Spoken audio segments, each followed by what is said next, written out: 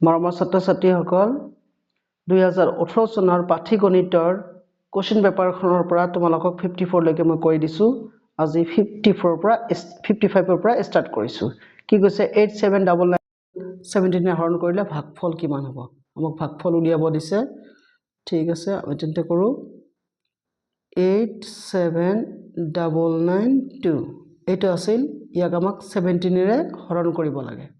কিহেদি 17 এদি ফাৰ্ষ্টতে আমি কিমান টাইম দিম 5 টাইমছ দিম 85 হ'ব ক্লিয়াৰ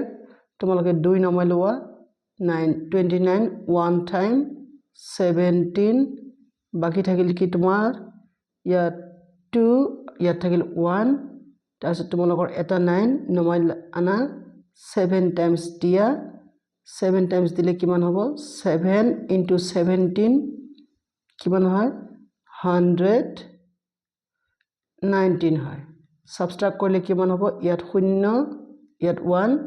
আৰু এইটো তো তোমালোকে নমাই আনা এবাৰ তোমালোকে 6 টাইমছ দিব পাৰা 6 টাইম দিলে কাম শেষ 6 টাইমছ দিলে ইয়াত হ'ব তোমালোকৰ 102 মিলি গল নহয় তেনেহলে আমাৰ ভাগফল কিমান হল 5176 এটো কিন্তু খুব পদককে তোমালোকক কৰিব লাগিব যাতে সময়ৰ নাটনি নহয় 5176 তাৰে 2 নম্বৰটো তোমালোকৰ কাৰেক্ট অপচন এবাৰ কৈছে কি তোমালোকক 11 আৰু 13 ৰ সাধাৰণ গুণিতক a এই সংখ্যাটো 1000 আৰু 1100 ৰ মাজত অৱস্থিত এই সংখ্যাটোৰ মান কিমান তেন্তে 1000 আৰু 1100 ৰ মাজত অৱস্থিত বুলি কৈছে 11 আৰু 13 সাধাৰণ গুণিতক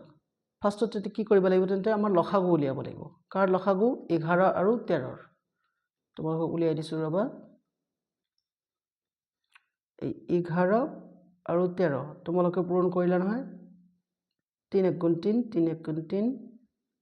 11 কে 11 ক্লিয়াৰ 3 11 33 1 11 11 ঠিক আছে বাৰু এটো 3 এটো 4 এটো 1 এবাৰ কৰিবা কি তোমালোকে 1000ক 143 দি হৰণ কৰিবা 143 কিমান টাইম যাব তোমালোকৰ 14 নহয় 7 টাইমছ আমি দি লওঁচোন বাৰু 7 times 7 3 is 21 2 is carried 7 4 is 28 28 30 তাৰপিছত 7 1 is 7 7 1 is 7 আৰু 3 কিমান হ'ব 100 তেনেহলে কিমান হ'ব 101 হল নাই তেনেহলে 101 ইয়াত অপচন আছে নাই তোমালোকে চোৱা 1001 নিশ্চয় তোমালোকৰ আছে অপচনটো 1001 তেন্তে তোমালোকৰ এইটোই হ'ব নাম্বাৰ 2 অপচন তাৰে 43 ৰ মাল্টিপল হল 1001 গতিকে এইটো হ'ব তোমালোকৰ ৰাইট অপচন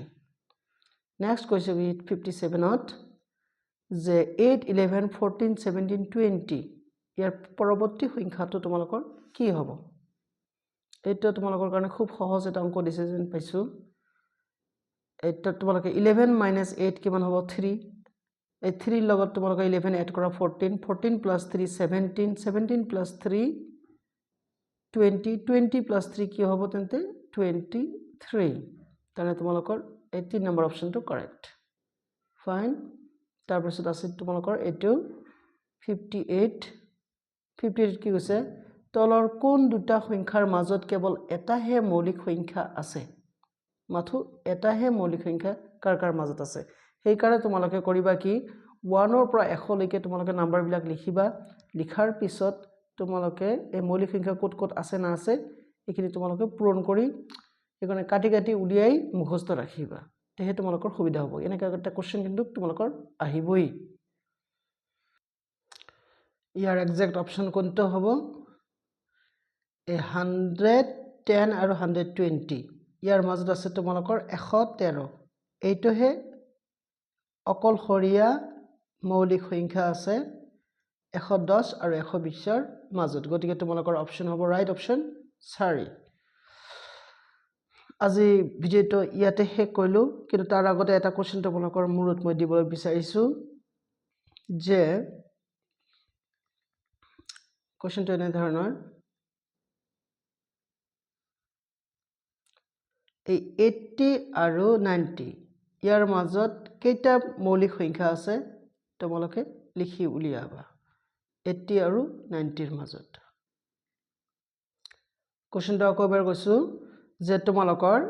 80 আৰু 90 ৰ মাজত কিমানটা মৌলিক সংখ্যা আছে তোমালোকক অপচন কেইটা মই দি লৈছো অপচন এ হল তোমালোকৰ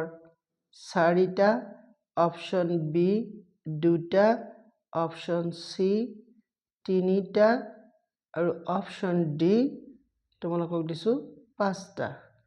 এইটো কোনটো হয় ৰাইট অপচন তোমালোকে কমেন্টত লিখিবলৈ নাপাহৰিবা আকৌ এবাৰ কোৱেশ্চনটো কৈছো যে 80 আৰু 90 ৰ মাজত কিমানটা মৌলিক সংখ্যা আছে এ অপচন হল 4 বি অপচন 2 সি অপচন 3 ডি অপচন 5 আশা কৰিছো তোমালোকে